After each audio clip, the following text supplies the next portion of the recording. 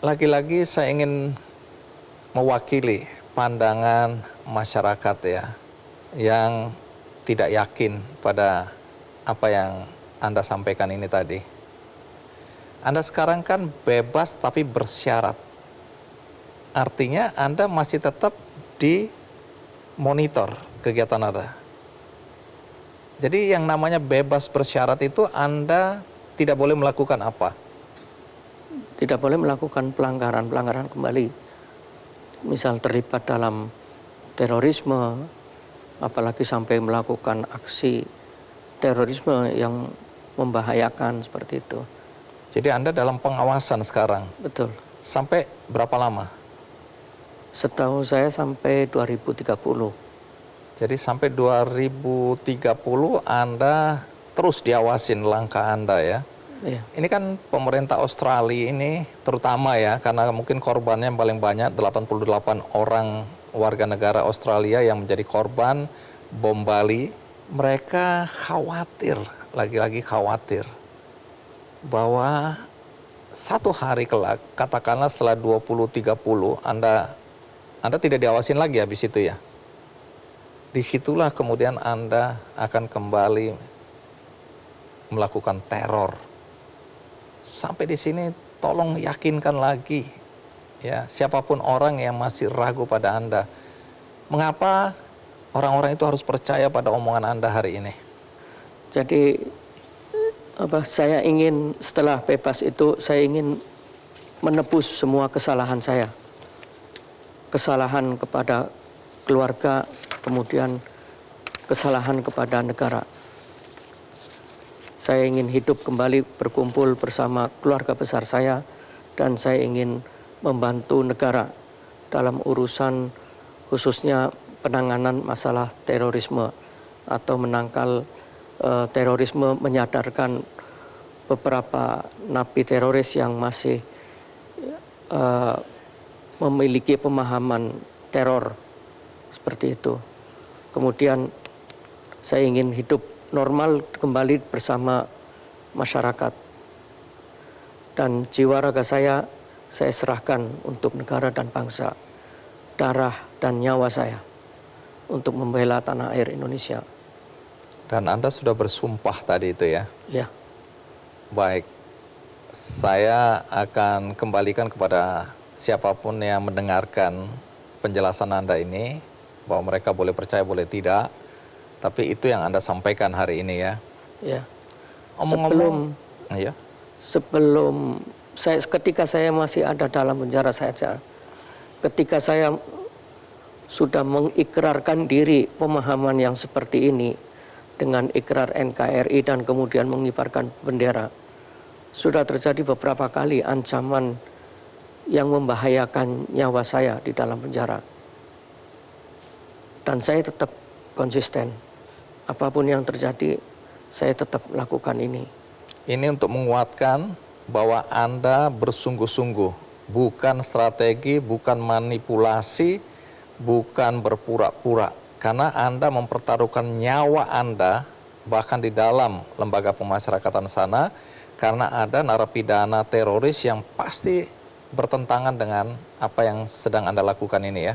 Bukan hanya narapidana teroris, tapi narapidana kriminal yang terpapar oleh paham teroris. Waktu itu sudah ada 2 kali. Upaya untuk membunuh Anda? Ya, yang satu orang ini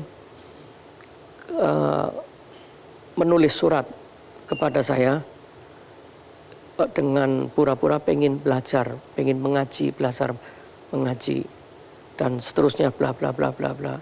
Surat itu saya serahkan kepada pembina napi teroris yang ada di sana, Bapak Bambang Sugianto.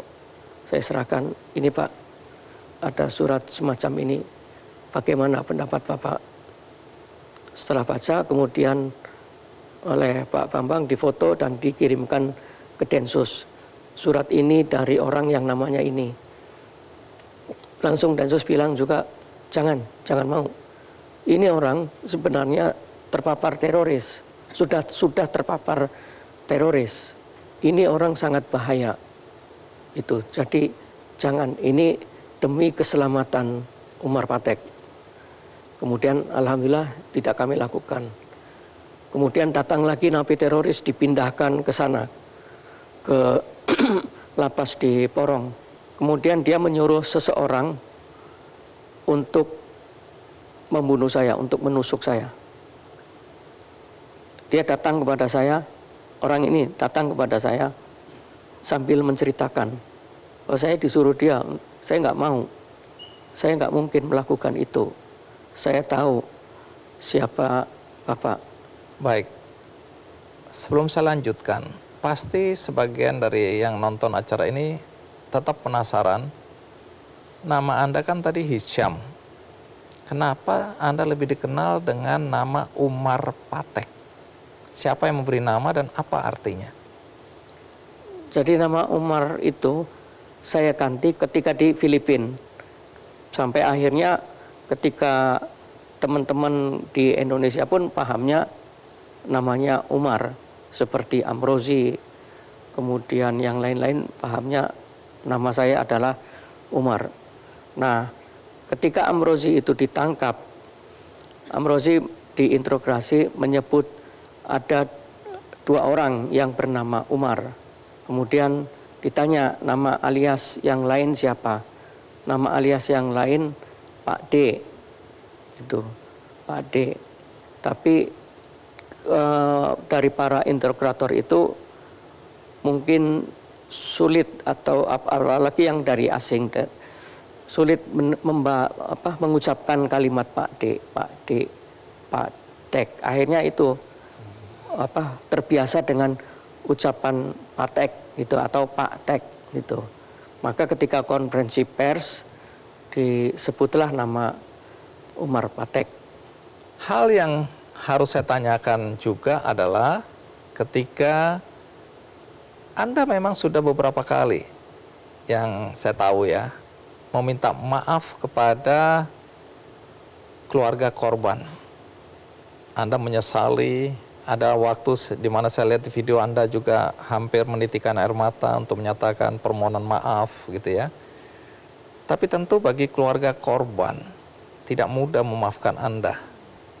Pada titik ini, apalagi yang Anda merasa perlu Anda sampaikan kepada keluarga korban yang sampai hari ini mungkin sulit memaafkan Anda? Untuk yang kesekian kalinya, saya memohon maaf. Saya salah, saya berdosa. Mudah-mudahan ini jadi peringan buat saya. Mudah-mudahan Allah meringankan di yaumul hisab atas dosa saya ini. Karena semua akan dipertanggungjawabkan, semua perbuatan kita akan dipertanggungjawabkan. Membunuh nyawa yang sekian banyak dan membuat cacat permanen orang sekian banyak. Perkara mereka ada yang tidak mau memaafkan, itu hak mereka. Tapi kewajiban saya memohon maaf. Sampai kapanpun saya memohon maaf. Dan saya selalu mendoakan mereka. Saya mendoakan mereka yang luka-luka permanen. Mereka yang dirugikan baik ekonomi ataupun apa saja. Dalam setiap sholat atau kesempatan saya berdoa kepada Allah. Apapun agama mereka, apapun dari negara mereka. Karena kesalahan yang saya terlibat di dalamnya. Mudah-mudahan Allah mengampuni saya, dan mudah-mudahan dari sebagian korban yang masih belum mau memaafkan saya, terbuka hatinya untuk memaafkan saya. Umur Anda sekarang berapa? 56 tahun. Dalam sisa hidup Anda ini, apa yang ingin Anda lakukan dan ingin Anda wujudkan sebelum Tuhan memanggil Anda? Saya menyatakan bahwa saya ingin mengisi dari sebagian sisa atau total dari sisa hidup saya ini untuk membantu pemerintah, membantu Polri, membantu BNPT dan lain-lain untuk menyadarkan baik itu dari kalangan napi teroris atau yang memiliki pemahaman teror, kemudian di kalangan akademisi ataupun anak-anak muda khususnya, agar jangan sampai terjebak atau terpapar dengan virus-virus terorisme ini. Saya ingin mengabdikan diri untuk memberikan penyadaran seperti itu. Demikian pula saya ingin dekat dengan keluarga karena sekian tahun namanya saya terpisah dengan mereka. Baik, Mas Hisham atau Mas Umar Patek, terima kasih Anda sudah datang ke acara KKND, menceritakan kisah hidup Anda. Tentu banyak nilai juga yang dipetik, lepas dari masa lalu Anda yang kelam, dianggap jahat, teroris. Tapi ada sesuatu yang Anda sampaikan tadi, mudah-mudahan memberikan manfaat bagi siapapun yang mendengarkan acara kita hari ini. Terima kasih. Demikian wawancara saya dengan Hisham atau lebih dikenal dengan Umar Patek. Dan bagi Anda yang menonton acara ini tidak dari awal, Anda bisa menyaksikan tayangan ulangnya di metrotvnews.com dan juga ada cuplikannya di channel YouTube Kick Andy Show.